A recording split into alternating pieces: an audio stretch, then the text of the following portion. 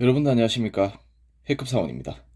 저번 베트남 여행 사기 공항편에 이어 이번에는 시내편입니다. 이 영상 끝에서 제가 이 영상을 제작하게 된 이유와 궁극적으로 이야기하고 싶은 얘기를 하겠습니다. 공항에서 잘 이동했으면 과연 끝일까요? 아닙니다. 베트남 여행 시 시내에도 관광객 대상 사기들이 존재합니다. 과연 어떤 게 있을까요? 바가지 요금, 소매치기와 같은 전 세계적으로 다 있는 것은 우선 제외하였습니다. 자, 첫 번째로 구두 닦기입니다. 발생 지역은 호치민입니다. 호치민 벤탄시장 사이공 스퀘어 근처에 자주 출발합니다. 가만히 서 있거나 걸어가다 보면 나무로 된 가방 비스무리한 거를 맨 사람이 갑자기 와서 다짜고짜 신발을 닦아주겠다고 합니다. 신발을 닦아주고 나서는 돈을 요구하는데 20만 동, 만원, 50만 동, 2만 5천 원까지 요구하기도 합니다. 안 주면 줄 때까지 따라다니면서 협박해요. 예방 방법은 구두 닦기가 와서 닦으려고 하면 그냥 도망가세요. 그럼 오케이입니다. 두 번째입니다. 두 번째는 길거리에서 이거 한번 먹어봐 사기입니다. 발생 지역은 주로 하노이입니다. 호안기엠 호수 하노이의 호안기엠 호수 주변에 벤치에 앉아있으면 어떤 할머니가 빵 같은 거를 먹어보라고 주는데 먹고 나면 돈을 달라고 합니다. 이 외에도 길을 걷고 있는데 갑자기 덥다면서 음료수를 하나 주는 사람이 있는데 먹고 나면 돈 달라고 합니다. 그래서 예방 방법은 길거리에서 누군가 무엇인가 권한다. 그럼 무시하시면 됩니다. 큰 마트나 가게 안에서 시식해 보라고 하는 것은 괜찮습니다. 자, 세 번째입니다. 세 번째는 태워주겠다고 하는 오토바이입니다. 베트남 대도시, 소도시 할 것 없이 베트남 전국에서 발생합니다. 베트남에서는 길을 걷고 있는 사람은 외국인, 미친놈이라는 말이 있을 정도로 베트남인들은 거의 오토바이를 타고 이동을 하는데요. 그렇지만 외국인 관광객들은 주로 걸어 다니거나 그랩, 택시, 버스를 이용을 합니다. 베트남 여행 중 걸어 다니고 있으면 최소 한 번은 모르는 오토바이가 갑자기 와서 어디 가냐고 물어봅니다. 무시하세요. 이거 타면 요금 바가지 씌우거나 정말 모르는 곳으로 데려갑니다. 네 번째입니다. 네 번째는 썬베드 사기입니다. 발생 지역은 다낭, 나트랑입니다. 해변 도시에서 자주 일어납니다.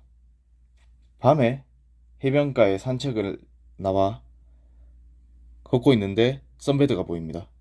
이 의자에 무턱대고 조금이라도 앉아 있으면 멀리서 베트남 양아치들이 와서 앉아 있었다고 돈을 내야 된다고 돈을 요구합니다. 그러므로 썬베드에는 멋대로 앉지 않는 것을 추천드립니다. 다섯 번째는 그랩 사기입니다. 공항편에서 소개해드린 바와 같이 베트남 및 동남아에서 그랩은 본인이 부르는 것이라고 공항편에서 얘기를 했는데요. 공항과 마찬가지로 베트남 전역의 관광지에 가면 관광객들에게 그랩 사기꾼들이 그랩 하면서 다가옵니다. 그래서 목적지를 말하라고 하는데요. 그리고 금액이 나오면 자기 차로 가자고 합니다. 그리고 또 앞에 옆자리에 한 명 태우고 목적지에 도착하면 공 하나를 더 붙이는 식으로 돈을 요구합니다. 예를 들어 그랩 기본비가 3만 동 1,500원입니다. 이면 0 하나를 더 붙여서 30만 동을 달라고 하는 수법이지요. 조수석에 앉은 사람이 계산하려고 하면 또 밑장벽이랍니다. 그러므로 공항과 마찬가지고 관광지에서도 그랩 사기꾼이 다가오면 무조건 무시하시고 예약한 차 번호의 차가 올 때까지 휴대폰 뺏기지 마시고 기다리시기 바랍니다.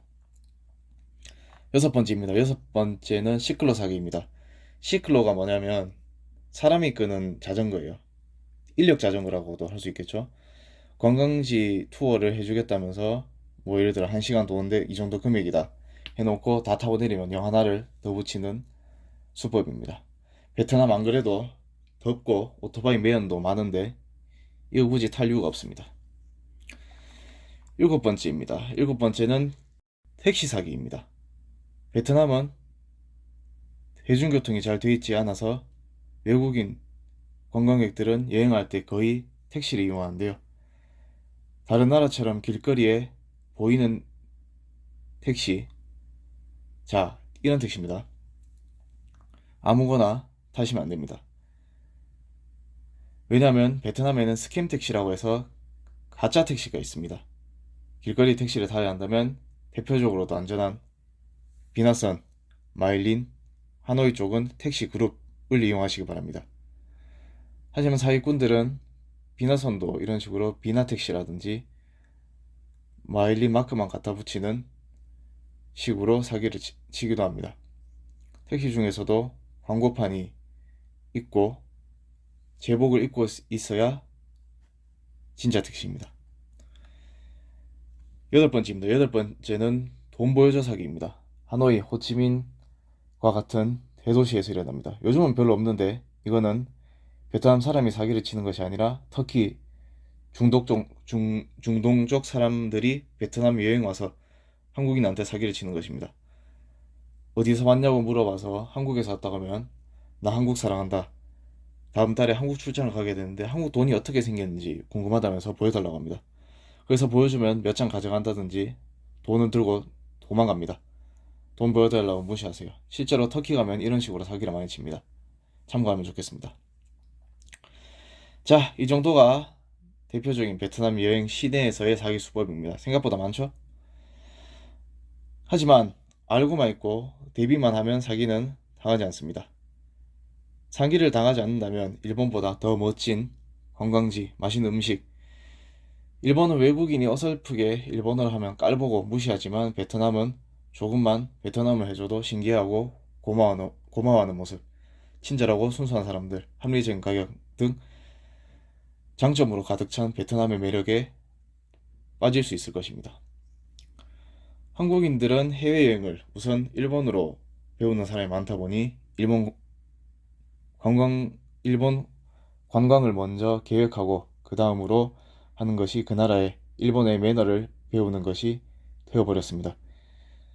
왜냐하면 일본 여행 고인물들 그리고 일본에 충성을 해야 해서 한국인의 이미지가 나빠지는 것을 극도로 두려워하는 일본들이 일본 가서 매너를 지켜야 한다고 가스라이팅을 해놓기도 하고 일본 놈들 또한 외국인 관광객에게 일본인과 똑같은 매너를 요구하죠. 하지만 저는 관광 정보를 알면 그 다음에 여행하면서 당할 수 있는 사기 수법을 배우는 것이 우선이라고 생각합니다. 해외여행할 때는요. 매너를 지키는 건 좋습니다. 하지만 여행을 가면 여행객입니다. 이민자가 아니에요. 잠깐 있다 갈 건데 굳이 매너 왜 지킵니까? 그 나라의 매너를 지켜서 자기 나라의 이미지를 좋게 하는 것보다 사기꾼으로부터 돈 10원이라도 지키는 게 더 중요합니다. 일본은 자연재해 예언설도 돌고 있는 마당에 다른 나라 여행을 계획해서 그중 베트남에 가서 이런저런 사기를 당해서 역시 일본이 최고였다는 등 이런 말이 안 나오길 기원합니다. 이번 영상 여기서 마치겠습니다. 시청해주셔서 감사합니다.